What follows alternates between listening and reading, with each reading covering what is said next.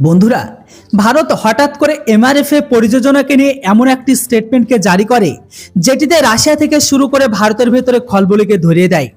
ভারতের এমআরএফ এই পরিযোজনা যেটির অনুসারে ভারত লম্বা সময় ধরে 114টি নতুন মাল্টিরোল ফাইটার জেটকে কেনার চেষ্টা করছে, কিন্তু ভারতের এই 114টি নতুন ফাইটার জেট কেনার পরিযোজনাতে সর্বদা দেরি হচ্ছে।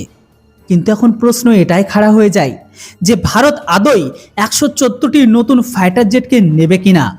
কিন্তু এখন ভারতের স্ট্যান্ডিং কমিটি অফ ডিফেন্স মানে রক্ষা সম্পর্কিত স্থায়ী সমিতি অনেক বড় একটা স্টেটমেন্টকে জারি করে দিয়েছে যে যদি ভারত 114টি মাল্টিরোল ফাইটার জেটকে নিতে না পারে তাহলে ভারত সোজাসুজি 5th জেনারেশনের ফাইটার জেটকে কিনে নেবে আর এমআরএফ পরিযোজনাতে স্টপ লেগে যাবে। তাই এমতো অবস্থায় ভারতের দ্বারা 5th জেনারেশনের ফাইটার জেট কেনার পরিকল্পনাতে রাশিয়া আমেরিকার ভেতরে তো খলবলি ধরিয়ে দিয়েছে ভারত।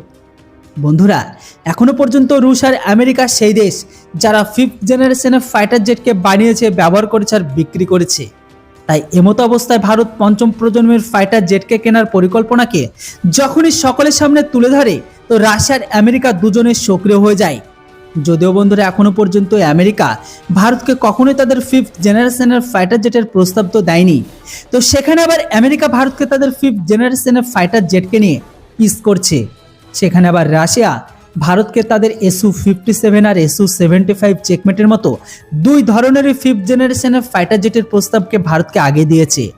তবে এখানে প্রশ্ন এটাও আছে যে ভারত এমআরএফ টেন্ডারে ফাইটার জেটের লম্বা তো লাইন লেগে আছে, কিন্তু তবুও ভারত অনেক দেরি করছে, যেটির দ্বারা এটা আন্দাজ লেগে যেতেই পারে যে ভারত কোনো 5th জেনারেশনের ফাইটার জেটকে কেনার জন্য বিবেচনা করছে।